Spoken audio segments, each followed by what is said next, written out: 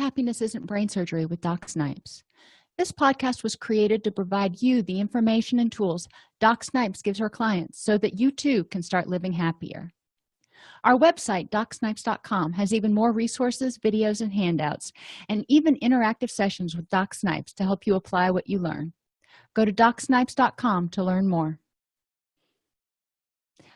Hi, everybody, and welcome to Happiness Isn't Brain Surgery with Doc Snipes, practical tools to improve your mood and quality of life.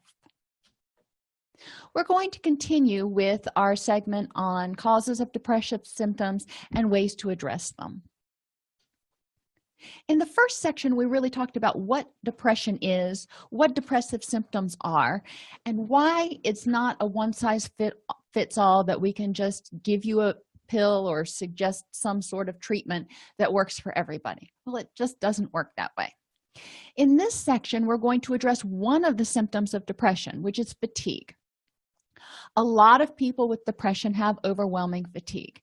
So we're going to talk about what might be causing that, talk about how it contributes to feelings of depression, and identify interventions that may help improve energy and motivation. Now, some of these things are very biologically based, very medical in nature. So I'm going to suggest talking with your doctor about different ways to address it for you. For example, chronic fatigue syndrome. There are a lot of different ways you can address that, just like there's a lot of different ways you can address depression. So we're not going to go into that in depth. So some of the medical stuff I will defer to your physician. But I do want to bring it up and help you understand that it may be causing fatigue, and when you feel fatigued for long enough, it can cause you to feel hopeless and helpless, which can cause you to feel sort of depressed. So, first cause of fatigue is the obvious: poor sleep. And I've done videos on sleep, so you can go back and review some of those. I will do another shorter video on sleep in this set of podcasts, but it's important to understand how sleep affects you. Not everybody needs as much sleep. There are recommended guidelines for how much sleep you're getting. I personally love my sleep, and I need sleep in order to feel energetic and all that kind of stuff. So I know for me that making sure I'm getting quality sleep and enough quality sleep is imperative to keeping my mood and happiness where I want it to be. One of the things that you can do to monitor your sleep, obviously you can go have a sleep study done. That can get expensive, and it's only a snapshot in time. But if you know you're having sleep problems, that might be something to consider. Another thing you can do is get one of the fitness trackers. And there are a lot of different companies that make fitness trackers that do track your sleep and tell you the different stages of sleep. So when you're getting deep sleep versus light sleep. That can help you kind of track and understand how your body works. For example, caffeine has like a 12-hour half-life, or it's supposed to, but I know that if I've had caffeine, and from watching how my sleep patterns go throughout the months, I know if I've had caffeine after about 10:30 in the morning, my sleep the next night is going to be really mucked up. And it's not just until after 10:30 that night. My sleep is not going to be quality for quite a while, or maybe even all night long. We'll talk more. Well, when you ingest certain chemicals like caffeine has a 6-hour half-life, which means it takes 6 hours to get out of your system. Half the way. It takes 12 hours to get completely out of your system. Now, for me, looking at my sleep chart, for whatever reason, and that's more than I'm really concerned about right now, I know that my sleep is usually messed up even if it's been 12 hours since I had caffeine. Know your own tendencies. There are a lot of other things that can contribute to poor sleep. Like I said, wait till that segment. We'll go over that. If you're fatigued, rule that one out first. There are a lot of other things. If you're, for example, a new mother, you may not get quality of sleep because you're sleeping a lot more lightly, so you can hear this new baby when it rolls over in bed. I know I didn't sleep well at all when I had infants in the house, and now that they're older, I sleep like a rock. Poor nutrition. I said in the last presentation, crap in equals crap out. If you eat junk food, you're probably not getting the proteins and the complex carbohydrates and the kinds of things that your body needs in order to fuel the processes that make the neurotransmitters and help keep everything running in your body. It would be like putting diesel into a gasoline-based engine. It just doesn't work. It's important to remember that vitamins are like spark plugs that help your body use the proteins and energy to make things like your neurotransmitters, serotonin, and your hormone melatonin, which is the one that helps you sleep. Again, think about an engine. You can have great gas in your lawnmower, but if the spark plugs aren't working, no matter how much gas you put in there, it ain't going to turn on. So you need to have vitamins, which come in like real foods, and you also need to have the energy. So good nutrition, I'm not saying fanatical, but good nutrition is really important in order to make sure that your body can use the good food that you're taking in. So if you're eating donuts and pizza for every meal, yeah, I might want to check that. Every once in a while, sure. I'm a big fan of both donuts and pizza. However, that's not something that you want to live on every day. Anemia. And there are a lot of things that can cause anemia. Basically, you want to look at your nutrition, make sure you're eating iron-rich foods, your green vegetables, your red meats, if you're not against eating red meat. If you think you might be anemic, have your doctor do a blood test. Generally, they'll look at that when you go in for your annual physical. Not enough calories. And this kind of goes with not enough quality calories, because you can eat 20,000 calories of potato chips and not have the vitamins and stuff you need in order to fuel the processes in your body. So that's one point, but not enough calories, because there's a lot of people who are consistently or on and off on diets, and they restrict their calories to the extreme, so they're not getting enough energy to fuel their body. You need to make sure your body has enough energy. A good nutritionist, and some physicians are comfortable consulting with you on that, but a good nutritionist can help you figure out what your nutritional plan should be.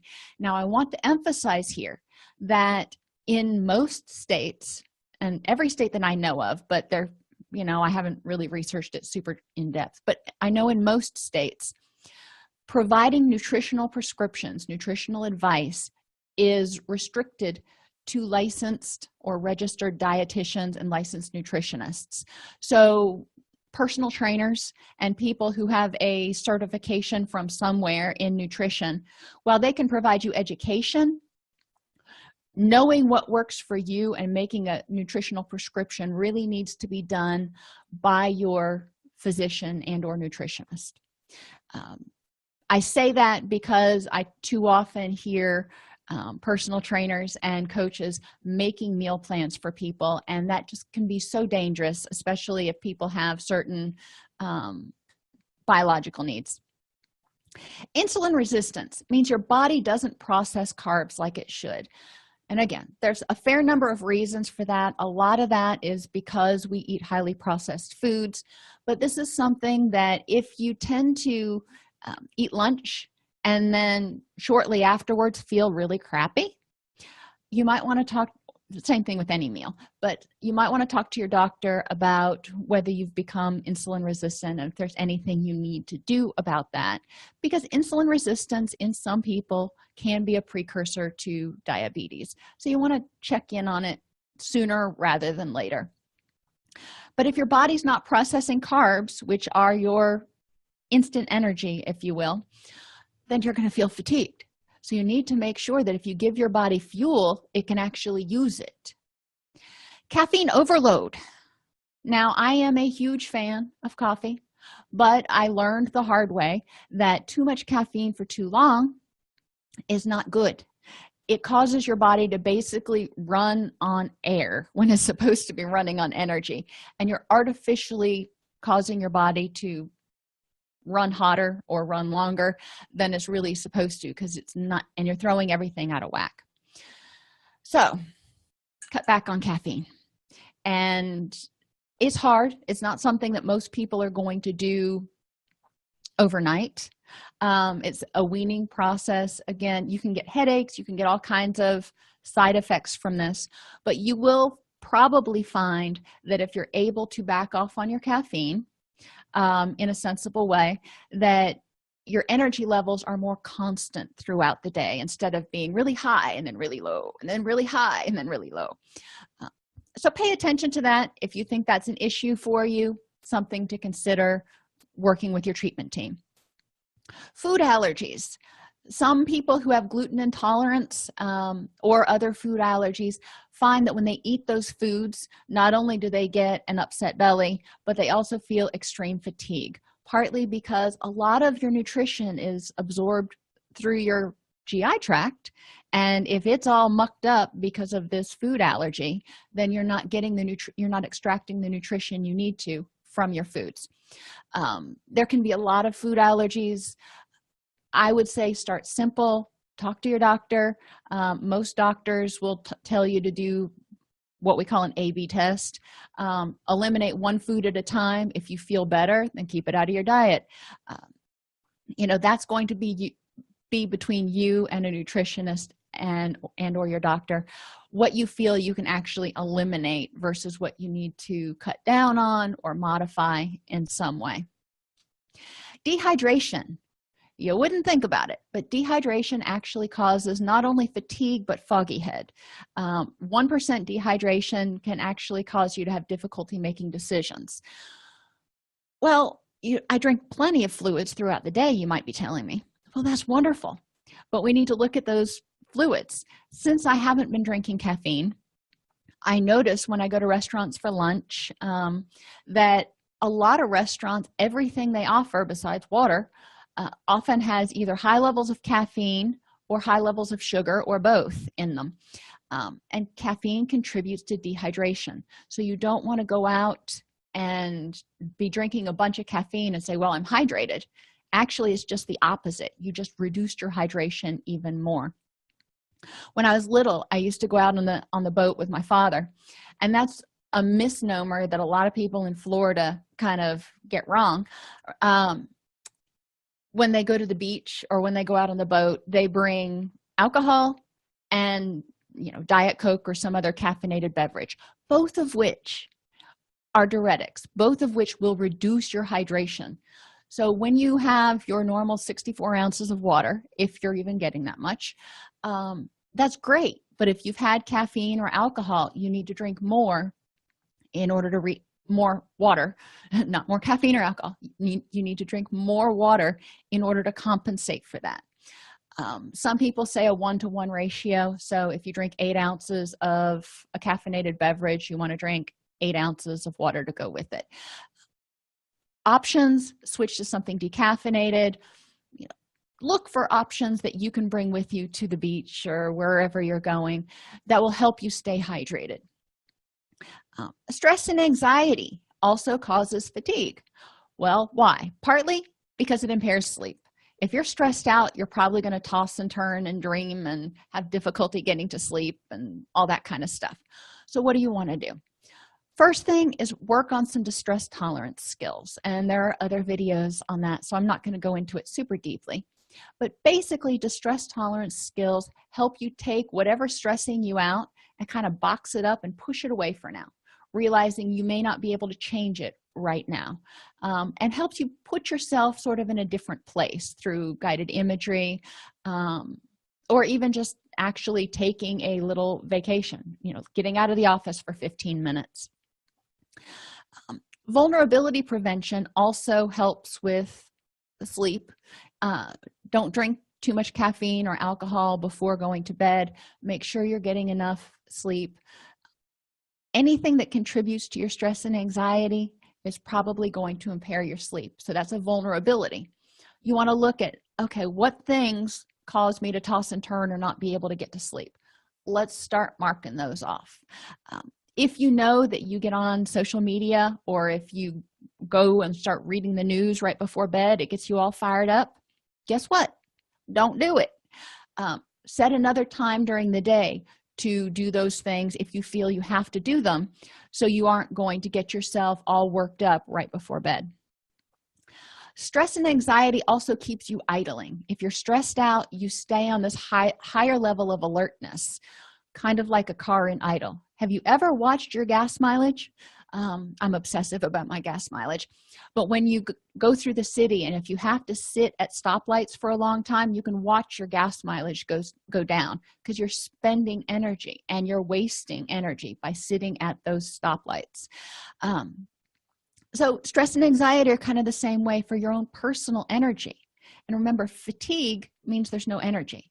So if you're using all your energy idling at stoplights, to use this sort of analogy, then you're going to feel fatigued, and you're probably not going to have the energy to do the things you want to do, which can be depressing. What can you do about it? Be mindful. If you find that you're stressed out throughout the day, or even if you don't know, mindfulness means nothing more than checking in with yourself. And I tell people to do it at meal times, because we all eat. Before your meal, check in with yourself and go, how am I feeling? Am I stressed out about anything? What can I do about it? What do I need right now? Pretty simple. It's not brain surgery. You don't even have to write it all down. Just do a check-in with yourself. And if you notice that you're stressed out about something, figure out what you can do to either fix it or box it up and put it on the shelf until you can do something about it. And purposeful action. Purposeful action means doing just that. Taking whatever's bugging you and saying, all right, I have only this amount of energy. How do I want to spend it? And is it worth using my energy worrying about this, or trying to change something that can't be changed? Maybe you find out, and this is just an example, find out that your house was built 10 feet over the property line. Well, that could really stress you out, and you could be all concerned about it. Not going to be able to move the house at this point. No matter how much you push your shoulder into it, no matter how many bulldozers you get. I mean, if you get bulldozers, you're probably going to destroy the house. So purposeful action means figuring out the best way to use your energy to deal with that problem, and then doing it. And sometimes it's going to mean putting it on a shelf, because there's nothing you can do about it at the moment, and worrying is not going to change the situation. If you when you have to go into the doctor and they take tests or they do a biopsy on something, that's stressful for anybody, no doubt. And you can worry about it until those biopsy results come in 24, 48, 72 hours later. But did worrying change the results? No. Did worrying impair your sleep and use up energy that you could have been using to do something fun? Yeah. So understanding how you're using your energy, being mindful of how you're using your energy, and choosing how to use it effectively. Staying with the energy analogy and fatigue, when I drive, like I said, I am a freak about gas mileage. So being mindful when I'm driving about when I push the accelerator and how hard I push it versus when I can coast, because in Tennessee we've got a lot of hills. You can get some good speed going. That's my purposeful action when I'm driving, because I want to maximize my gas mileage. Stress and anxiety can also just lead to exhaustion and feelings of hopelessness and helplessness, which is, your prime symptom of depression. If you're exhausted all the time and you don't have the energy to do the things you want to do, and you don't feel like you ever will, that can be pretty depressing. Some things that you can do to address it: radical acceptance. Sometimes, like in the example of getting a biopsy, things are as they are, and you've just got to accept that you're going to have to wait. Worrying about it's going to do no good. Calling the doctor's office every 30 seconds is not going to do any good. So accepting that things are as they are. It may suck. I'm not saying it doesn't, but there's nothing you can do to change it at the moment. So what can you do to improve the next moment, which is where purposeful action comes in. If you're worried, sticking with the biopsy example, if you sit around your house and you're not occupied doing other things, you may worry about it. So choosing how to use that energy instead, maybe go to a movie or get up and do something else or use some guided imagery. There are a lot of other things that you can do to help distract yourself until you can get the result, and then use your energy to figure out how to address them if anything needs to be addressed at all. Insufficient or excess physical activity. A body in motion tends to stay in motion, and a body at rest tends to stay at rest. That's one of Newton's laws. But the same thing is true with us. Like I said earlier, when I was on bed rest with my daughter, I felt achy all over, and it seemed to get harder and harder to get up out of bed and do that kind of stuff, even just daily activities of daily living, the longer I was on bed rest. And part of it was stress about what was going on, but part of it was just the fact that I wasn't moving, and your body naturally kind of stiffens up. If you've ever had shoulder surgery or something, you know that they get you into physical therapy as soon as possible because they don't want your joints to, quote, freeze up. So they want you working through range of motion. Well, you've got a lot of joints, you got to move them. So if you're sitting too much, if you're laying in bed too much, you may actually get stiff. Now, if you've got physical conditions, pain, chronic pain, anything like that, before you start jumping out of bed and trying to exercise or do something, obviously check with your doctor. But knowing, looking at what's reasonable for you. If you've normally been a couch potato, what's reasonable may be simply getting up and doing some stretching exercises, or walking around in your yard, not even around the block, walking around in your yard a little bit. So look at what's reasonable for you. Don't go from 0 to 50 overnight. Ensure enough recovery time, especially if life is otherwise stressful. So if you're already working out, great, but you can actually work out too much. I had a personal trainer tell me one time, your muscles are as recovered as they're going to be after 48 hours. Well, that's true if you're resting during those 48 hours. For me, I lift on one day and then I do an endurance run on the next day. So my muscles are not completely resting. Now, bodybuilders would freak out that I'm doing that because it prevents some muscle growth. There are a lot of different theories on fitness. But you want to make sure that your body has time to rest and repair. And I say that because even if you're just lifting 3 days a week or exercising 3 days a week, it may take you a little bit longer to recover if life is otherwise stressful, if you've got things that are keeping you from getting enough sleep, if you've just got a lot of stuff going on, if you're spending a lot of time cleaning the house. You only have so much energy, and we're just going to quantify it by whatever I'm holding right here. You've got to figure out how to use that energy, and if you use some of it for working out, great. Your body's going to have to use some of that for recovery, and if you've got too much going on and your body can't allot energy to recovery, it's going to take a little longer. Doesn't mean it's necessarily a bad thing, but you've got to listen to your body. If you don't feel like working out one day because you're still achy or something, take it easier, or maybe skip that day. That's going to be between you and your health team. Which takes us to chronic pain. Some people have chronic pain, fibromyalgia, they were in a car accident, they were injured some other way. Yeah, and chronic pain can be frustrating because pain tells your body you are the weak link in the herd, and you're probably the one that's going to be eaten by the lion, if you want to go back to primitive times. Your body hasn't kind of caught up with the fact that there's no lions anymore. So you tend to have more cortisol, you tend to have worse sleep if you are in pain. Now, sometimes you can't get pain to go away completely, but there are things that you can do to address chronic pain with your care team. Talk with them about starting yoga. Talk with them about mild exercise or stretching. Massage or acupressure can be helpful for some people.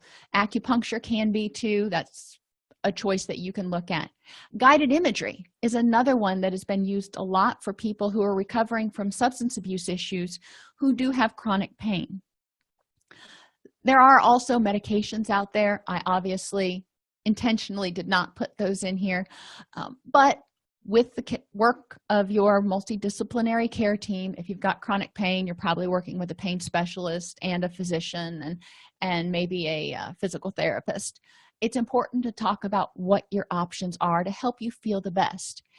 If your chronic pain is something that's short term, if you will, maybe you had shoulder surgery. I've heard it's 6 to 8 months before the pain really goes away. That's chronic. So you might want to talk to your care team about how can I best manage my pain during the recovery period. The other one I want to talk about that causes fatigue is Lyme disease. Now, some people mistakenly get diagnosed with chronic fatigue syndrome when they've actually got Lyme disease because, a lot of times we haven't talked about that, especially if you're not in an area where there's a high propensity of Lyme disease. And I got this infographic from the CDC. Where it's dark up here in the Northeast is where you obviously have a whole lot more Lyme disease. And you also have some over here. However, Lyme disease and ticks have been moving slowly south and westward. So places like Indiana and Illinois and Ohio, Tennessee, Kentucky, Virginia, are all seeing a lot more cases than they did back in 2010 when this infographic was created. So this is 7 years later, or it's about time for a new infographic.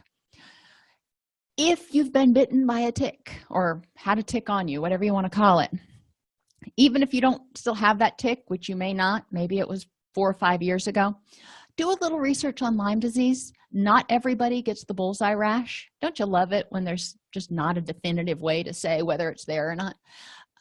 If you have chronic fatigue type symptoms and you've been bitten by a tick, you can get a blood test to see if you're positive for Lyme disease. And there may be a different treatment course than you're currently on if they discover that that's the case. If you do get bitten by a tick now and you don't have chronic fatigue syndrome, do be aware that Lyme disease is out there and it's increasing in prevalence.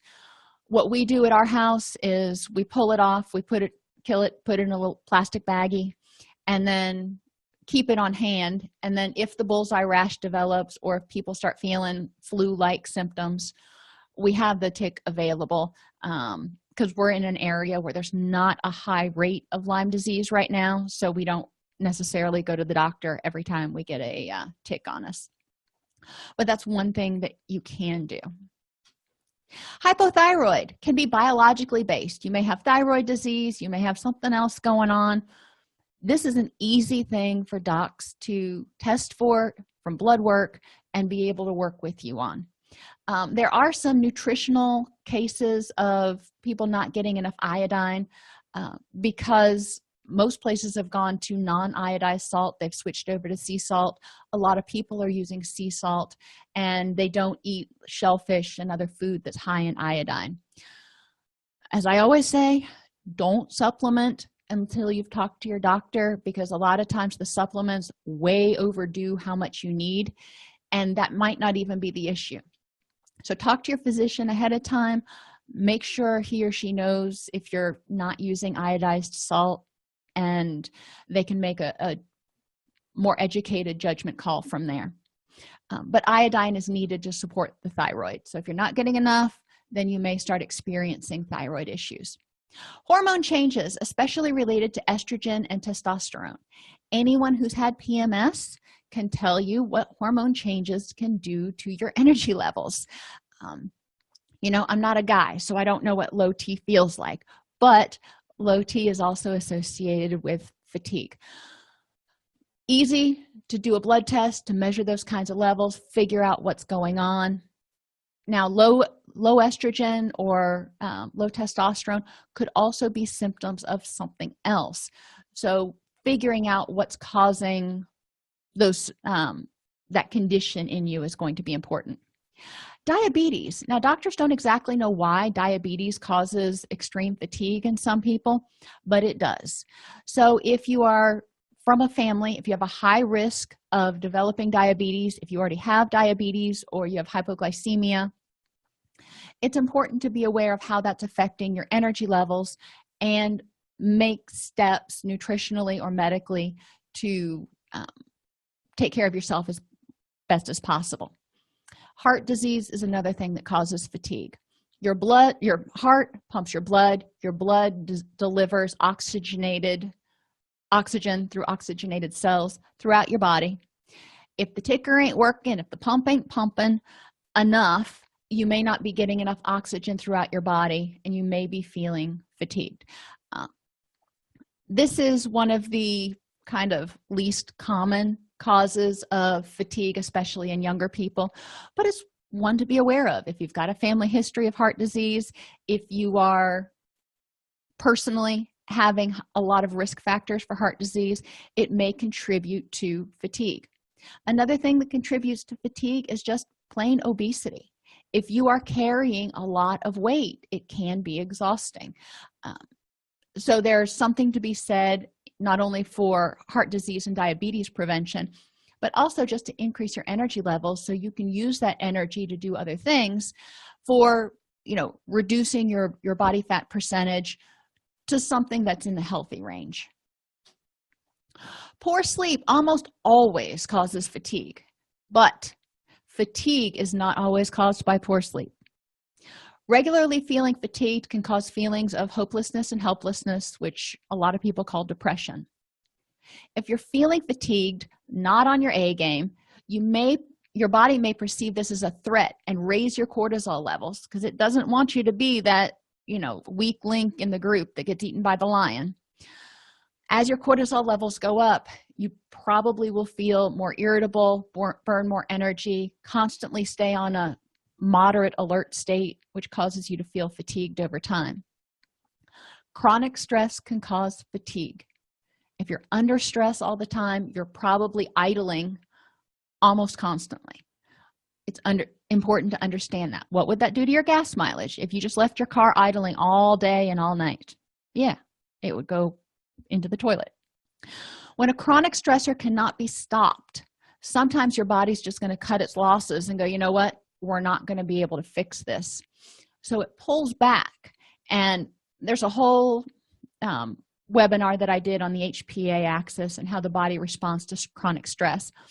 But basically the short version is if you've got a chronic stressor, eventually your body may just say, you know what, can't win this, and pull back all your fight or flight energy and save it for another occasion, which can cause you to feel depressed.